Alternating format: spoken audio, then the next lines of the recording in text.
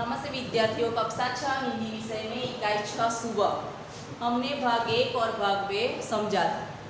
आज हम भाग 3 समझते हैं।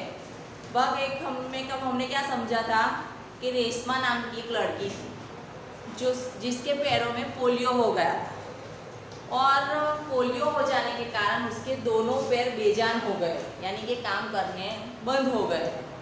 तो रेशमा जो है वह फिर भी पोलियो हो जाने के बाद भी फिर भी अपना सारे काम करती है। वह अपनी माँ को काम में मदद भी करती है।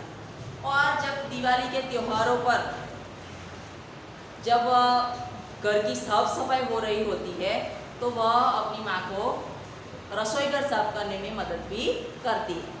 दूसरे भाग में हमने समझा कि जो रेशमा थी उसे उसकी माँ को दिवाली के दिनों में, त्योहार के दिनों में लड्डू बनाने थे और लड्डू के लिए सामान चाहिए था। उसके घर में कोई नहीं थे। उसके दादा दादी जी बुजुर्ग थे, यानी कि बड़ी उम्र वाले थे। उसका भाई जो था वह गोलू जो छोटा था, उसके पिताजी ऑफिस चले गए थे। तो रेशमा ने अपनी माँ को कहा कि लाओ माँ, मैं तुम्हें लड्डू बनाने का जो सामान है वह मैं बाजार जाके ले आता हूँ। माँ थोड़ी चिंतित तो होती है कि तू कैसे जाएगी, पर रेशमा ने कहा मैं पहले भी तो गई हूँ, आज भी मैं आपको सामान लाकर दे देती हूँ। तो यहाँ तक हमने भाग 2 में देखा। आज भाग 3 जो है वह हम समझते हैं कि रेशमा जो है वह सामान लेने जाती है। माँ उसे कहती है कि तुम ही ले आओ। थोड़ी देर बाद रेशमा सारा सामान लेकर वापस लौटती है। उसने गोलू को आवाज़ दी, गोलू ये लो तुम्हारे लिए टॉफी लाई। रेशमा अपनी माँ का लड्डू बनाने के लिए सामान लेने बाजार जाती है तो माँ उसको जो सामान लाना है उसकी लिस्ट देती है और पैसे भी देती है। तो रेशमा अपनी पहिए वाली कुर्सी पर जाती है और नुक्कड़ में गली में कोई दुकान होगी आगे, वहाँ पर जाकर सारा सामान लेकर वापस लौटती है। तो वह अपने भाई जो छोटा भाई था गोलू, उसके लिए टॉफ़ी लाती, टॉफ़ी यानी कि चॉकलेट अपने भाई के लिए वह लाती, क्योंकि बड़ी बहन थी। आप घर में बड़े होंगे आपके भाई से या बहन से, तो आप उसके लिए कुछ लाते हो। यहाँ पर आपको कोई फ्रेंड की बर्थडे हो और आपको वह देती है चॉकलेट या इस तरह की टॉफ़ी, तो आप घर ले जाते हो अपने भाई बहन के लिए? नहीं ले जाते, खुद ही खा जाते हो। पर रेशमा बहुत अच्छी लड़की थी, वह तो अपने भाई के लिए टॉफ़ी ले गई थी दुकानदार से। तो वह गोलू को आवाज़ देती है कि लो मैं तुम्हारे लिए टॉफ़ी लाई हूँ। गोलू टॉफ़ी पाकर खुशी से उछलने लगा। गोलू को तो चॉकलेट मिल गई तो वह खुशी से उछलने लगा, खुश हो गया। वह खुशी से उछलने के बहुत खुश हो रहा। कुछ ही दिन बीते थे। एक दिन शाम को रेशमा का घर दियों के झिलमिल प्रकाश से जगमगाने लगा। एक थोड़ा दिवसों बीती गया, પછી एक दिवस शाम को सांझे જ્યારે रेशमा के घर जो था वह दियो जो था जो दीपक होता है उसके प्रकाश से जगमगा उठा। क्यों जगमगा उठा? क्यों दिए उसके घर जलाए थे? क्योंकि उस दिन दिवाली थी। दिवाली का दिन था। हम दिवाली होती है हमारे घर तो हम भी दीपक जलाते हैं, हमारे घर के बाहर दीपक जलाते हैं ना। तो रेशमा के घर भी दीपक जलाए थे और उस प्रकाश से उसका घर जो है वह प्रकाशित हो गया था। पूरा मोहल्ला जगमगा रहा था, बधाना घरे जो दीपक था वह जल रहे थे सभी के घरों में। जहाँ रोशनी ही रोशनी थी, क्या जमीन क्या आसमान पर जो तारे टमटमा रहे थे और जमीन पर दिए जगमगा रहे थे। सभी जगह प्रकाश ही प्रकाश था। दादी जी ने बताया कि दीपावली अंधेरे पर उजाले की जीत का त्योहार है। जब राम भगवान जो थे वह अयोध्या लौट कर आए थे अपना वनवास गुजर कर, तब दिवाली मनाई गई। दीपावली निबंध जब हम पढ़ते हैं तो उसमें आपने पढ़ा होगा 5वीं कक्षा का, 6ठी कक्षा में अभी दीपावली निबंध लिखाना बाकी है। और 5वीं कक्षा में जब आपने दीपावली निबंध लिखा होगा तो आपने देखा होगा कि वहाँ क्यों दिवाली क्यों मनाई जाती है?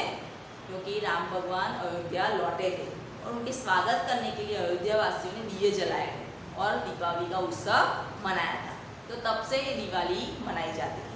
तो जो दादी जी थी रेशमा की, वह उसे बताती है कि उस दिन अंधेरे पर उजाले की जीत क्या यह त्योहार है, बुराई पर अच्छाई और असत्य पर सत्य की सदा जीत होती है। रावण जो था वह बुराई थी और बुराई की, राम भगवान जी जो अच्छाई थी उनमें, तो बुराई पर अच्छाई की जीत होती है। इस दिन रावण को पराजित कर राम अयोध्या लौटे थे। राम भगवान जो थे वह इस दिन को अयोध्या लौटे थे। उसी खुशी में यह त्योहार मनाया जाता है। रेशमा और गोलू बड़े ध्यान से दादी जी की बात सुन रहे थे।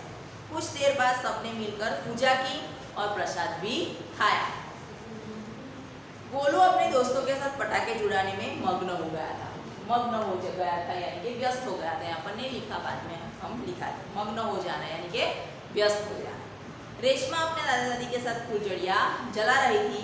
इतने में रेशमा ने क्या देखा कि गोलू ने जिस पटाखे को बुझा हुआ समझकर छोड़ दिया था उसमें से चिंगारियाँ निकलने लगी। रेशमा ने जिस पटाखे को छोड़ दिया था बुझा हुआ समझकर, उस पटाखे से चिंगारी निकलती है। हम भी कभी कभी दीपावली में जब इस तरह के पटाखे जलाते हैं तो कभी कभी क्या होता है, वह बुझ जाता है।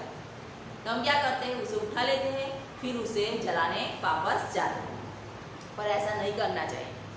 उस जो पटाखे आप जलाते हो उसमें जो है वह विस्फोटक पदार्थ जो होते हैं, और कभी कभी केवल एक थोड़ी सी चिंगारी से वह फट सकता है। तो हमें जब पटाखा इस तरह से बुझ जाता है तो उसके नज़दीक जल्दी नहीं जाना चाहिए। हाँ 2-3 घंटे बाद या घंटे भर के बाद आप जाओ तो वह बुझ गया होता है तभी तक, पर तुरंत ही उसके पास नहीं जाना है।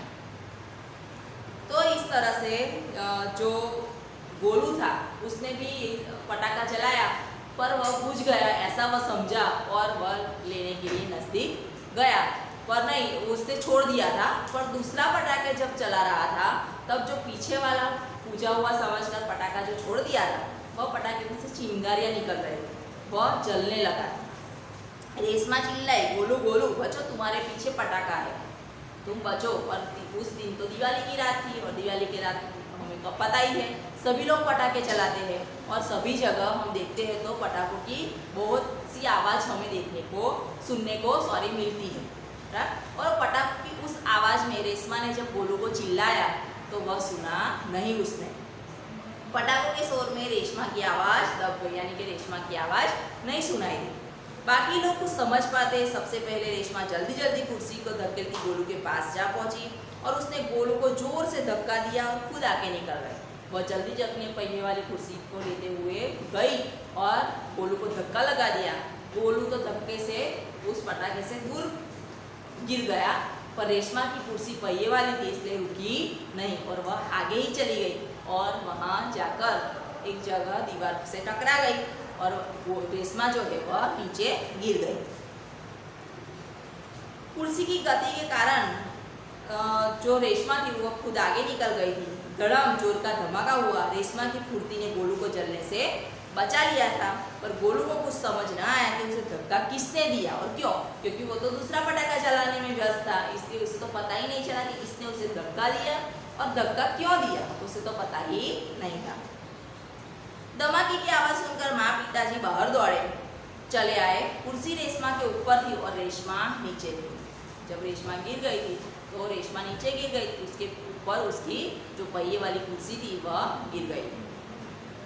पिताजी ने कुर्सी सीधी की, रेशमा को उस पर बैठा दिया। माँ भयभीत थी, बोली कहीं चोट तो नहीं लगी रेशू? तुम्हें चोट नहीं लगी? माँ तो घबरा गई थी, रेशमू इस तरह से गिर गई थी इसलिए। रेशमा ने सारी बात बताई कि क्या हुआ था, कैसी वह बुझा हुआ पटाखा फिर उसमें से चिंगारी निकल रही थी, गोलू को पता नहीं था इसलिए मैंने उसे धक्का दिया। सबने रेशमा की पीठ थपथपाई यानी कि शाबाशी दी। सबने रेशमा को शाबाशी दी। गोलू रेशमा के पास आकर नाटकीय ढंग से बोला, गोलू तो छोटा था, वह अपनी बहन से शरारत करते हुए बोला, दीदी आज तो आपने मेरी जान बचा ली, आपका यह धमाकेदार धक्का मुझे हमेशा याद रहेगा। आपने जो धमाकेदार धक्का मुझे दिया है वह मुझे हमेशा याद रहेगा। सभी लोग खिलखिलाकर हंस पड़े। रेशमा की शारीरिक कमी उसके इरादों में कभी बाधा नहीं बनी। उसकी जो शारीरिक कमी थी, जो पैर उसके काम नहीं करते थे, वह कभी उसके इरादों में, उसके संकल्प में कभी वह मुश्किलें पैदा नहीं करते थे। वह आज भी उतनी जिंदा दिल मेहनती और परिश्रम से अपना जीवन जी रही है। आज ही वह खुश मिजाजी से अपना जीवन जी रही है। उनकी हर सुबह नई सुबह होती है, वह हर सुबह अपने काम में नए इरादे से जुट जाती है। रेशमा की हर सुबह वो नई उमंगों से भरी हुई होती है कि नहीं, आज सुबह नई हुई है तो मुझे कुछ ना कुछ नया करना है। नई उमंग के साथ, नए जोश के साथ वह क्या करती है, उठती है हर सुबह और अपने काम में लग जाती है। तो हमें भी अपने इरादों में कभी भी इस तरह की जो छोटी मोटी बाधाएं आती है उससे हमें घबराना नहीं है। हमें हमारे लक्ष्य तक पहुंचने के लिए परिश्रम तो करना ही होगा। रेशमा के पास पैर नहीं थे, हमारे पास तो पैर भी सलामत है और हाथ भी सलामत है। तो हमें तो अपना काम पूरी परिश्रम के साथ और जिंदा दिली के साथ, उत्साह के साथ हमें करना है। तो बहुत अच्छा पाठ है ये रेशमा हमें यहाँ सिखाती है। तो आज ये पाठ यहाँ पर ख़त्म होता है। आगे की वीडियो में हम इसके प्रश्न की जवाब की चर्चा करेंगे।